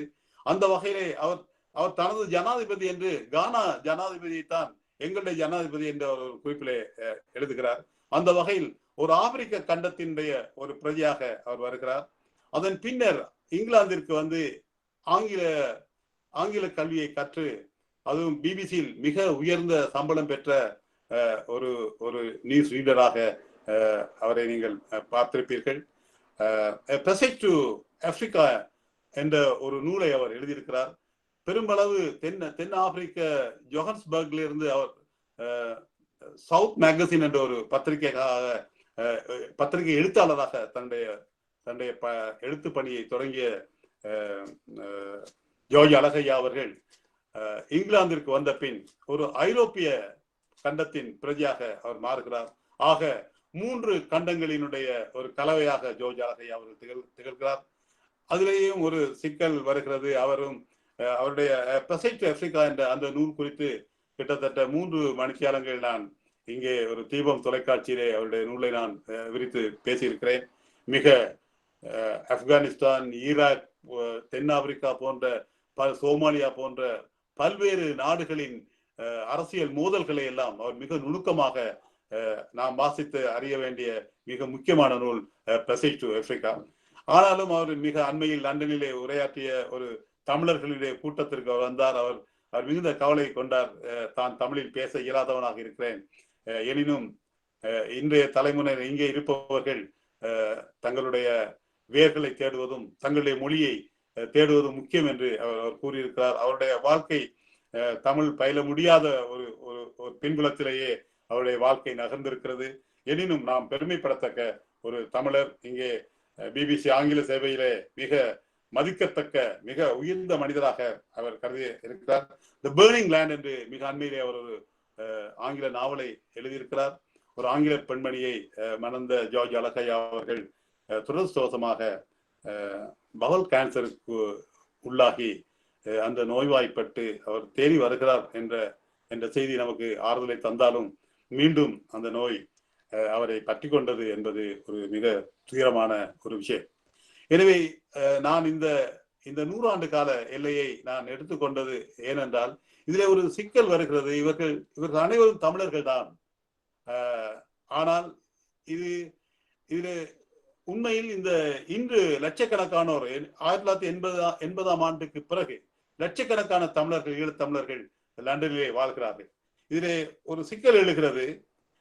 இன்றைய இந்த புதிய தலைமுறையினர் அவர்களில் நான் நினைக்கவில்லை ஒரு 95% இளம் தலைமுறையினர் ஈழத்து தமிழ் பெற்றோருக்கு பிறந்து இங்கே வளர்ந்த குழந்தைகள் தமிழ் பேச இயலாதவர்களாக இருக்கிறார்கள் என்பது ஒரு உண்மை. அவர்கள் தமிழர்கள் தான். ஆயினும் எவ்வாறு யூதர்கள், அமெரிக்காவிலே வாழ்கின்ற யூதர்கள் ஹீப்ரு தெரியாது வாழ்கிறார்களோ அதுபோல எதிர்கால தலைமுறையினர் தமிழர்கள் என்ற பெயரிலே வாழ்ந்தாலும் அவர்கள் தமிழ் அறியாதவர்களாக இருக்க போகிறார்கள் என்ற ஒரு உண்மையை நாம் ஏற்றுக்கொண்டாக வேண்டும். அவர்கள் அவர்கள் இப்ப என்னை கேட்டால் நான் ஒரு பிரிட்டிஷ் சிட்டிசன் தான். ஆனால் நான் ஒரு பிரிட்டிஷ் என்று நான் சொல்ல இயலாது.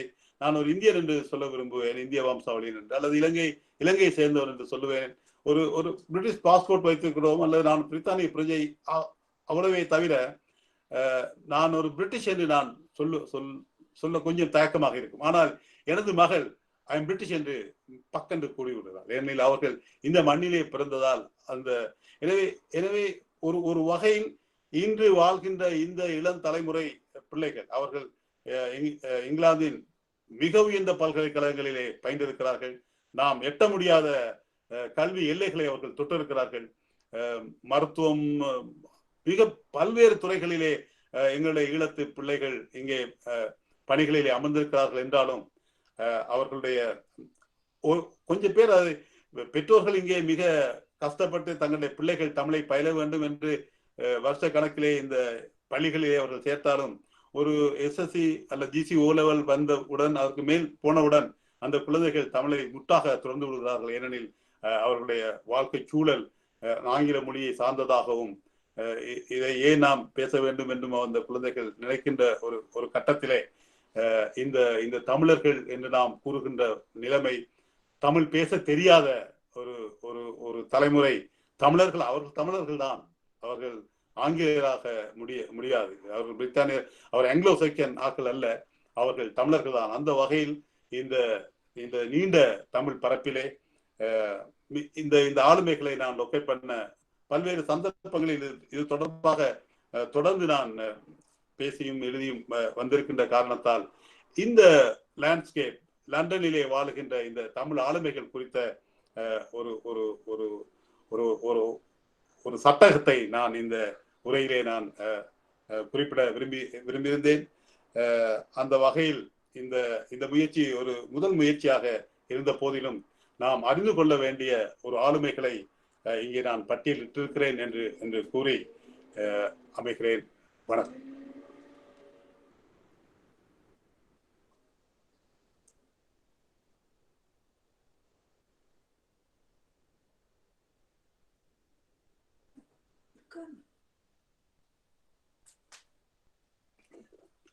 ஹலோ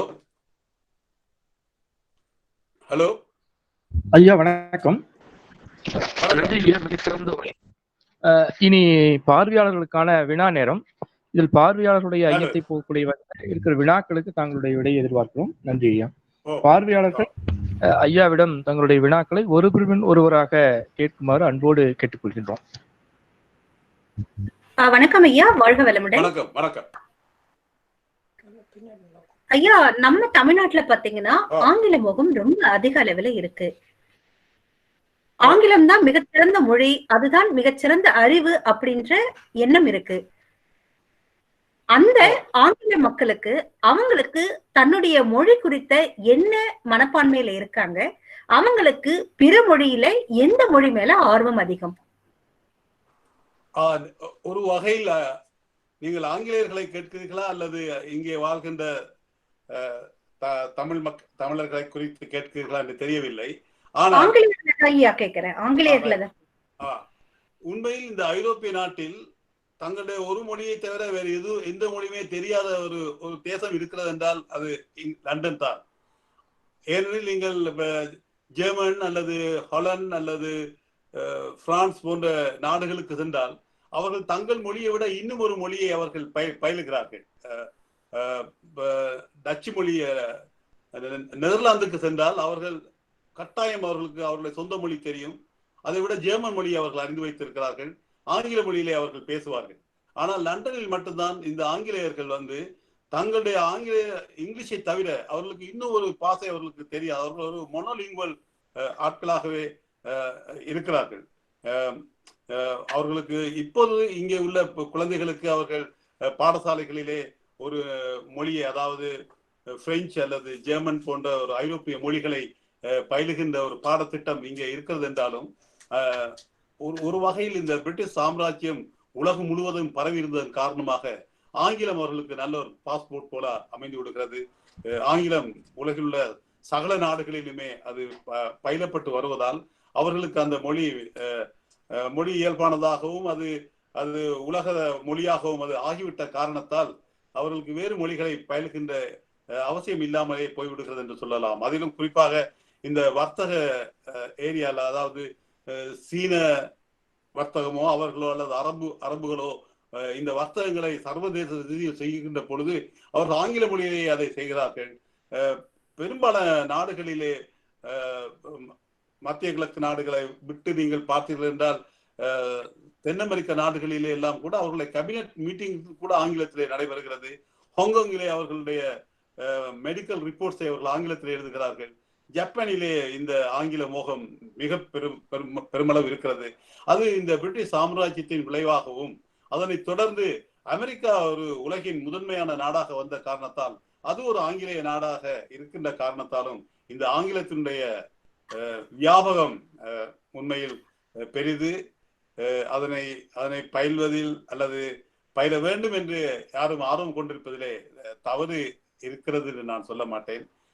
அது உண்மையில் உலக அறிவியலுக்கிட்டே செல்வதற்குமான ஒரு மிக பல சாளரங்களை ஆங்கிலம் திறந்து வைத்திருக்கிறது என்ற காரணத்தால் இந்தியாவிலேயோ அல்லது இலங்கையிலேயோ ஆங்கிலத்தின் மீதான ஒரு அக்கறை, ஆர்வம், அதை பயில வேண்டும் என்ற ஒரு வேகம் இருப்பதை அவ்வளவு குறையாக என்னால் சொல்ல முடியவில்லை. மிக்க நன்றி ஐயா. நல்லது ஐயா, அடுத்த வினா இருக்கிறதான்னு கேட்கலாங்க. சொல்லுங்க.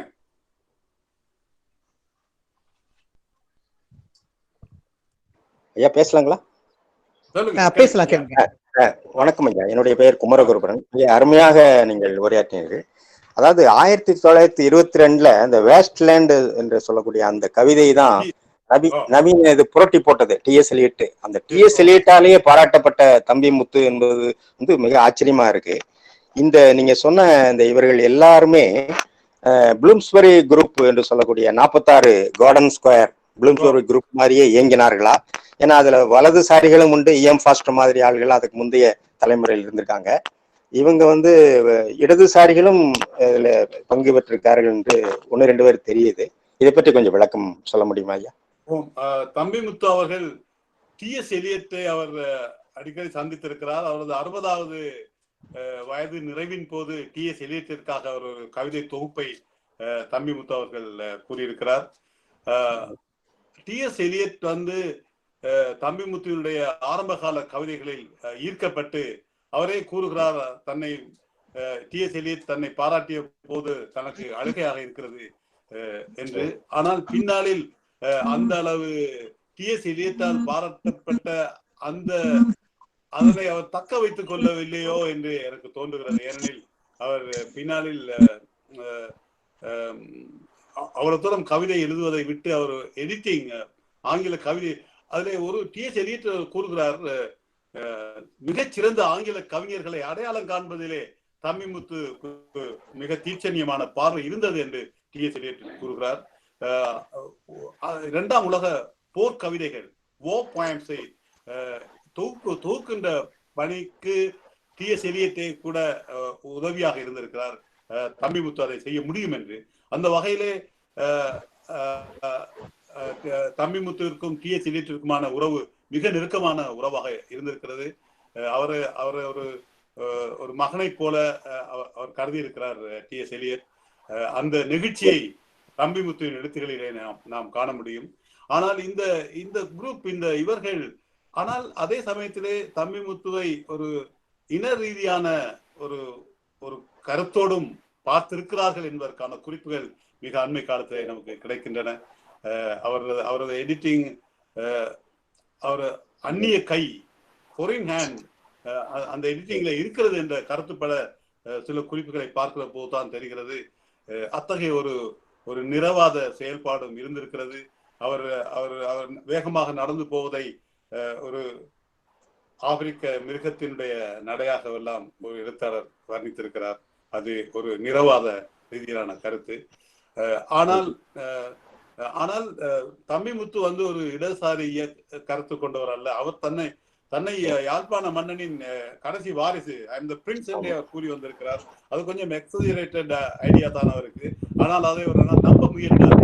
இந்த வகையிலே முல்க்ராஜ் ஆனந்த் போன்ற மிக பெரிய அறிஞர்கள் இடதுசாரிகளாக, சுதேச போராட்டத்தில் ஈடுபட்டவர்களாக, ஒடுக்கப்பட்ட மக்களின் குரலாக அவர்கள் இங்கிலாந்திலே இருந்த போது இவர்கள் அத்தகைய அணியிலே சேர்ந்திருக்கவில்லை. இவர்கள் தங்களை அவரே முல்க்ராஜ் ஆனந்தே சொல்லுகிறார், இவர்கள் மிகுந்த வசதியாக வாழ்ந்தவர்கள், இவர்களை அடிமைகளைப் போலவே தங்களுக்கு கீழ் வைத்திருக்கிறார்கள். எனவே அவர்கள் ஒரு பிரவுன் இங்கிலீஷ்மேனாக அவர்கள் வாழ்ந்தார்கள் என்று முல்க்ராஜ் ஆனந்த் சொல்வதிலே 100% உண்மை இருக்கிறது. மிக்க நன்றி ஐயா, அருமையான புதிய செய்திகள். நன்றி ஐயா, வணக்கம். அடுத்த வினா இருந்தால் ஐயாவிடம் கேட்கலாம். ஐயா வணக்கம். ஐயா வணக்கம். வணக்கம். நான் வாசுகி பேசுறேன் ஐயா.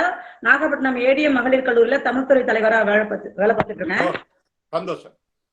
உங்களுடைய உரை ரொம்ப அருமையான ஆற்றலுக்கான உரையா இருந்துச்சு, சிறப்பா இருந்துச்சு.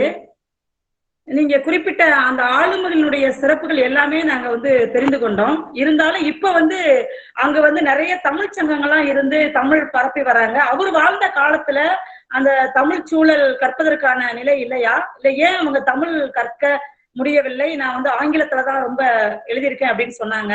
அதுக்கான காரணங்கள் என்னங்க ஐயா? தற்போதைய நிலைமை பற்றி பேசுகிறீர்களா? இல்ல, அவரு அந்த ஆளுமைகள் வாழ்ந்த காலத்துல தமிழ் சூழல் இல்லைங்களா, தமிழ் கற்கக்கூடிய சூழல் இல்லை. அது உண்மைதான். இப்ப நீங்க யோசிச்சு பாருங்கள், 1860களிலே முத்துக்குமார் சாமி லண்டனுக்கு வருகிறார் என்றால் அவர் முழுக்க வெள்ளையர்கள் வாழ்ந்த காலம். அவர் இன்னொரு கருத்தை அல்லது இன்னொரு இளைஞரை அவர் பார்த்திருக்க முடியாது, அவர் பேசியிருக்க முடியாது. எனவே அவர் அந்த சூழல். அதே போல ஜார்ஜ் அழகையா மிக பிந்திய கட்டத்திலே அவரை பார்க்கிறோம். அவர் டேஹாம் பல்கலைக்கழகத்திலே படித்த போது அது முழுக்க ஆங்கிலேய சூழலிலேயே அவர் வளர்க்கிறார். ஒரு இலங்கையரையோ அல்லது வேற்று நிறுத்தவர்களையோ காண முடியாத ஒரு ஆங்கில சூழலிலேயே அவர்கள் வளர்க்கிறார்கள். அதே போல தம்பிமுத்து போன்றோர் வாழ்ந்த காலத்திலும் இது ஆங்கிலம் மட்டும்தான். ஏனெனில் இங்கே நான் லண்டனிலே அவர்கள் வாழ்ந்த காலத்தில் இருந்த பெரிய எழுத்தாளர்கள் எல்லாருமே வெவ்வேறு மொழியை சார்ந்தவர்கள். இக்பால் சிங் பெர்சியனாக இருந்திருக்கிறார்கள், உருது மொழி பேசுபவர்களாக இருந்திருக்கிறார்கள். எனவே அவர்களுடைய ஊடக மொழியாக ஆங்கிலம் மட்டுமே இருந்திருக்கிறது. எனவே தங்களுடைய தாய்மொழியை விட ஆங்கிலமே அவர்களுடைய ஒரு வெளிப்பாட்டு சாதனமாக இருந்த காரணத்தால் இது சாத்தியம் இல்லாமல் போயிருந்திருக்கிறது. ஆனால் இன்று அத்தகைய நிலைமை இல்லை. அவர்கள் வாழ்ந்த கொலோனியல் காலத்திலே அதுக்கான சூழல் இருந்திருக்காது. இன்றைய நிலைமை இல்லை. இன்று நீங்கள் லண்டனில் ஒரு தமிழர் முழு அலுவல்களையும் தமிழிலேயே செய்து கொள்ளக்கூடிய அளவிற்கான ஒரு லேண்ட்ஸ்கேப் தமிழர்களுடைய வாழ்வியல் அமைந்திருக்கிறது. இது போன்ற ஒரு நிலைமை அக்காலத்தில் இருக்கவில்லை. நன்றிங்க ஐயா. நன்றிங்க ஐயா.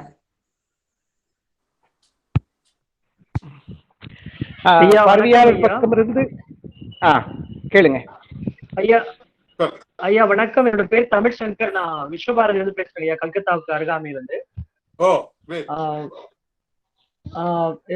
தம்பிமுத்து பிள்ளைக்கும் சமஸ்கிருத மொழிபெயர்ப்புக்கு பத்தி ஏதாவது தொடர்பு இருக்காங்க ஐயா? குறிப்பா காளிதாசனுடைய படைப்புகளை அவர் ஏதாவது மொழியாக்கம் பண்ணாராங்க ஐயா?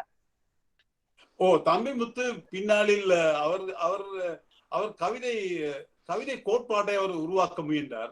அந்த சந்தர்ப்பத்திலே அவர் முழுக்க ஒரு மேற்கத்தைய ஆங்கில கவிதை மரபிற்கு எய்து வந்த அவர் பின்னாளில் அதிலிருந்து விலகி ஒரு கவிதை உருவாக்கத்திற்கு ஆசிய ஊற்றை அவர் தேடி சென்றார். அந்த வகையிலே அவர் சமஸ்கிருதத்தை படிக்க முயன்றார். ஆனால் அவருக்கு படிக்க முடியவில்லை.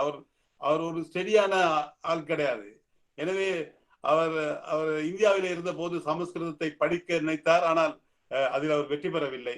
எனவே அவருடைய சமஸ்கிருத அறிவை நான் விவரித்த இந்த ஆனந்தகுமார் சாமி போலவோ அல்லது முத்துக்குமார் சாமி போன்ற அவர்கள் சமஸ்கிருத மேதைகள் என்றே நாம் கூறலாம். ஏனெனில் அவர்கள் மேற்கோள் காட்டுகின்ற வேதங்களாக இருந்தால் என்ன, ஸ்லோகங்களாக இருந்தால் என்றால் அந்த ஆளுமையை நாம் தம்பிமுத்துவிடம் காண்பதற்கில்லை. அவராக ஆங்கிலம் மட்டுமே அவருடைய முக்கிய மொழியாக இருந்தது.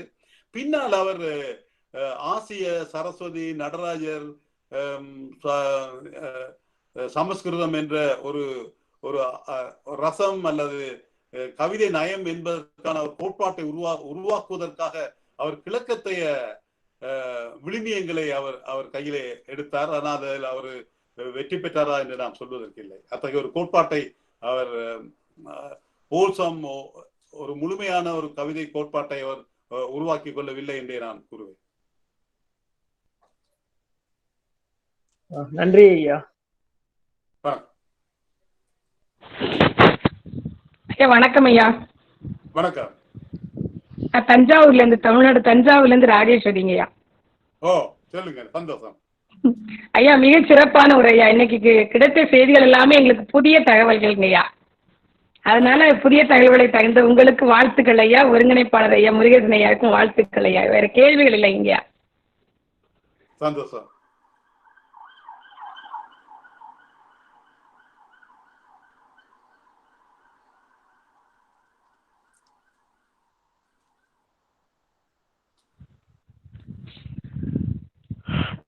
அடுத்த வினா இருந்தால் கேட்கலாமா? இல்லைன்னா நிகழ்ச்சியோட நிறைவு பகுதிக்கு போலாம்.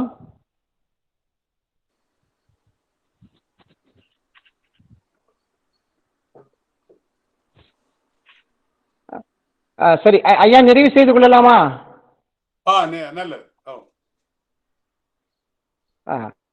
சரிங்க ஐயா. அதாவது நாங்கள் ஒரு மொழியினுடைய வரலாறு, அந்த மொழி பேசுகிற மக்களுடைய வரலாறு, இவற்றையெல்லாம் முறையாக படிப்பதற்கு ஒரு குறுகிய காலம் என்பது போதாது. அதுவும் நாம் படிக்கிற அந்த வரலாற்று தரவுகள் எல்லாம் சரியாக இருக்கிறதா என்பதையும் நாம் மதிப்பீடு செய்து கொள்ள முடியாது. ஆனால் உங்களுடைய 1 மணி நேர உரையின் வழியாக நாங்கள் நிறைய செய்திகளை, புதிய செய்திகளை தெரிந்து கொண்டிருக்கிறோம் ஐயா. மிக்க மகிழ்ச்சி. உங்களுக்கு எம் தமிழ் துறையின் சார்பாக நன்றி சொல்வதற்காக தமிழ்துறை பேராசிரியர் அரவிந்தனை அவர்களை அன்போடு அழைக்கின்றேன். இப்போது நன்றி உரை. யாதும் ஊரே யாவரும் கேளீர், தீதும் நன்றும் பிறர் தரவாரா என்கிற கணியன் பூங்குன்றனின் வரிகளை முதற்கண் கூறி தமிழ் தாய்க்கு என்னுடைய பணிவான வணக்கத்தை தெரிவித்து, இன்றைய பொழிவிலே கலந்து கொண்டுள்ள உங்கள் அத்தனை பேருக்கும் என்னுடைய பணிவான வணக்கங்கள். தொடர்ந்து 6வது நிகழ்வாக நடைபெற்றுக் கொண்டிருக்கக்கூடிய தாயகம் கடந்த தமிழ் என்கிற பொருண்மையிலான இந்த பன்னாட்டு உரையரங்க நிகழ்ச்சிகளின் இறுதியான நிறைவான நிகழ்ச்சியாக இங்கிலாந்து தமிழர்களின் படைப்புலகம் என்கிற தலைப்பிலே நித்யானந்தம் ஐயா அவர்கள் இன்றைய தினம் மிக அற்புதமான ஒரு பொழிவை வழங்கினார்கள். ஐயா அவருடைய பொழிவு என்பது 100 ஆண்டு கால வரலாற்றை எவ்வாறு இங்கிலாந்தை புரட்டி போட்டது, இங்கிலாந்தில் இருக்கக்கூடிய அந்த மக்கள் அத்தனை பேருமே இந்த ஆளுமைகளை எப்படி போற்றி கொண்டாடினார்கள் என்பதையெல்லாம் எடுத்து இயம்புவதாக ஐயா அவருடைய பொழிவு இன்று சிறப்பாக இருந்தது. இந்தியாவிலிருந்து சென்றவர்கள் என்கிற ஒரு ஆளுமைகளை பார்க்கும் பொழுது வட இந்தியாவில் இருக்கக்கூடிய வங்காளத்தை சேர்ந்தவர்களை மிக அதிகமாக லண்டன் போன்ற நகரங்களில் இங்கிலாந்து முழுக்க பரவி இருந்தார்கள் என்கிற ஒரு செய்தியை தான் நாம் பெரும்பான்மையாக அறிந்திருந்தோம். ஆனால் இன்றைய பொழிவின் ஊடாக இங்கிலாந்தில் இருக்கக்கூடிய இந்தியர்களிலே மிகச்சிறந்த ஆளுமைகளாக இருந்தவர்கள் தமிழர்கள் என்பதை ஐயாவுடைய பொழிவின் வாயிலாக நாம் அறிந்து கொள்ள முடிந்தது. இதிலே முத்துக்குமாரசாமி ஐயா அவர்கள், ஆனந்தகுமாரசாமி அவர்களுடைய சமஸ்கிருத புலமையை அவர்கள் இங்கே இருக்கக்கூடிய அரிச்சந்தனுடைய கதையை, சாகுந்தளத்தை, இந்தியாவினுடைய அற்புதமான காவியங்களை எல்லாம் அவர்கள் மொழியாக்கம் செய்து அந்த மக்களிடத்திலே இந்தியாவினுடைய பண்பாட்டை, வரலாற்றை, கலாச்சாரத்தை எல்லாம் எடுத்துக்கொண்டு சென்ற அந்த செய்தியை கேட்கும் பொழுது நாம் உண்மையிலே மனதளவில் மிகுந்த மகிழ்ச்சி அடைந்தோம். ஐயா அவர்கள் கூறியது போல ராஜரத்னம் அவருடைய படைப்புகள், அவர் இலங்கையிலே பிறந்த பொழுதும் கூட சிங்கப்பூரினுடைய வெளியுறவு கொள்கையை, சிங்கப்பூரினுடைய புதிய ஒரு நடைமுறையை கட்டமைத்தவர்களே முதன்மையானவராக இருந்தார் என்ற செய்தி இன்னும் நமக்கு மேலும் ஆச்சரியத்தையும் ஆனந்தத்தையும் வழங்கியது. அதே போல அவர்கள் தம்பிமுத்து ஐயா அவருடைய இலக்கிய புலமை, கவி புலமை, அவர்கள் யாழ்ப்பாணத்தினுடைய இளவரசனாக இருந்தார் என்று தன்னை பிரகடப்படுத்தினார். ஆனால் அவர் இந்தியர்களுடைய, தமிழர்களுடைய இளவரசராக இங்கிலாந்திலே தன்னுடைய பெருமையை நிலைநாட்டி இருக்கிறார் என்பதை ஐயாவினுடைய பொழிவு மிக அற்புதமாக நமக்கு வெளிப்படுத்தியது. அதே போல தாகூர் ஐயா அவர்களுடைய கவிதையும் ராஜரத்னம் ஐயாவுடைய கதையும் சிறுகதையும் கூட மேற்கத்திய நாடுகளிலே முதன்மையானதாக இடம்பெற்று இருந்தது என்பது இன்னும் ஒரு அற்புதமான செய்தி. அதே காலகட்டத்திலே கருப்பின மக்களுக்கான ஒரு மிகப்பெரிய ஆதர்ஷ ஆளுமையாக இருந்தவர் நம்முடைய ஐயாவுடைய பொழிவிலே குறிப்பிட்டிருந்ததை நாம் பார்த்தோம். அவர்கள் நான் என்னிடத்தில் இருக்கிறேன்னு அந்த இடத்திலே நான் போராடுகிறேன், எங்கே போராட்டம் நடக்கிறதோ அங்கே என்னுடைய இருதயம் இருக்கிறது என்று கூறினார். அந்த வகையிலே அம்பலவான சிவானந்தருடைய அந்த செய்திகளை எல்லாம் நாம் புதிதாக தெரிந்து கொண்டோம். இப்படியான ஒரு வாய்ப்பு ஐயாவுடைய பொழிவின் வாயிலாக நமக்கு கிடைத்தது. ஒடுக்கப்பட்ட மக்களினுடைய குரலாக இருந்த முல்க்ராஜ், தீண்டாமைக்கு எதிராக அவருடைய படைப்புகள், அதே நேரத்திலே அழகு சுப்பிரமணியன் ஐயா அவருடைய அந்த மேற்கத்திய நாடிலே இந்தியாவினுடைய, இலங்கையினுடைய பண்பாடுகளை எல்லாம் அங்கே பரவ செய்த ஒரு சூழல் இன்னும் அவர்கள் தெளிவாக குறிப்பிட்டார்கள். அந்த காலகட்டத்திலே இன்று இருப்பது போல தமிழர்களோ இந்தியர்களோ அங்கு அதிகமாக இல்லாத ஒரு சூழலில் இந்தியாவினுடைய பண்பாட்டை, தமிழருடைய மரபை, அவருடைய ஆளுமைகளை எல்லாம் அங்கே எடுத்து சென்ற பெருமைக்குரிய ஆளுமைகளை எல்லாம் ஆற்றலுக்காக நிரல்படுத்தி அற்புதமாக தன்னுடைய பொழிவிலே 100 ஆண்டு கால தமிழருடைய ஆளுமை பணிகளை எல்லாம் ஐயா அவர்கள் அற்புதமாக குறிப்பிட்டார்கள். இத்தகைய அற்புதமான ஒரு பொழிவாளரை, சிறந்த ஆய்வாளரை, வரலாற்று அறிஞரை நமக்கு இன்றைய பொழிவிலே அறிமுகம் செய்து வைத்த நம்முடைய தமிழ் துறையினுடைய தலைவர் பேராசிரியர் முனைவர் முருகேசன் ஐயா அவர்களுக்கு என்னுடைய முதற்கண் நன்றியை தெரிவித்துக் கொள்கிறேன். ஐயா அவர்களை அறிமுகம் செய்து அவருடைய தொடர்பு ஏற்படுத்திய எம் தமிழ் துறையினுடைய பேராசிரியர் பரபுராம் அவர்களுக்கும் இந்த நேரத்திலே நன்றி கூறிக்கொள்கிறேன். ஐயா அவருடைய பொழிவு இன்னும் கேட்டுக்கொண்டே இருக்க வேண்டும் என்கிற ஒரு ஆர்வத்தை தருகிறது.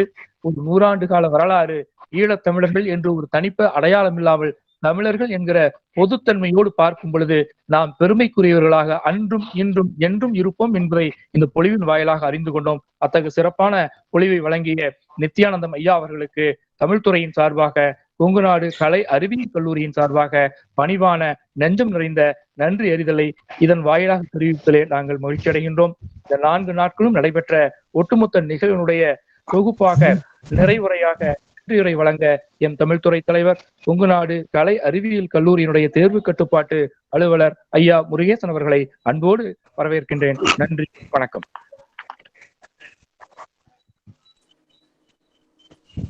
மிகுந்த மகிழ்ச்சி பேராசிரியர் அரவிந்தன் அவர்களே.